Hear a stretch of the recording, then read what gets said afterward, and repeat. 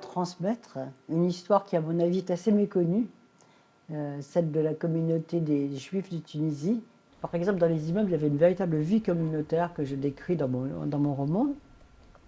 Les femmes se parlaient dans la journée, faisaient des lessives ensemble, mais après tout le monde rentrait chez soi et il n'était pas question, par exemple, de s'inviter à dîner ou encore moins de se marier. Il n'en était absolument pas question. Mon roman parle de familles juives tunisiennes et musulmanes liées par une histoire d'amour secrète et qui sont emportées par l'exil et dispersés donc dans plusieurs pays et qui vont se heurter à la difficulté de l'intégration.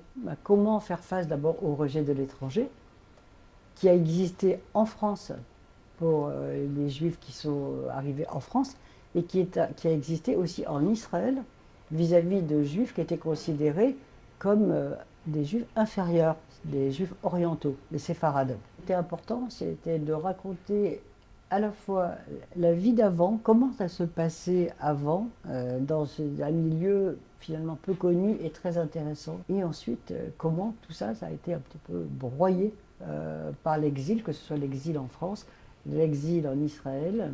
Régulièrement, Madame Irène ameutait le voisinage dans l'escalier. La Stambalia arrive! Vite, vite, Eia, montez à la terrasse, on va avoir une lila.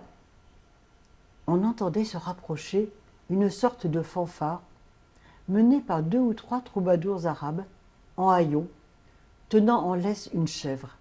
Ils étaient tous aveugles, l'honneur des femmes était garanti. Les femmes, galvanisées par Madame Irène, se précipitaient sur le toit terrasse et se lançaient en rythme dans des danses enragées. Une odeur mélangée de sueur, d'ail, d'épices et de relents d'urine flottait dans l'air.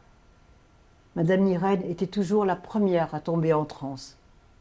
Avec un sourire spécial, ses yeux roulaient et on n'en voyait plus que le blanc.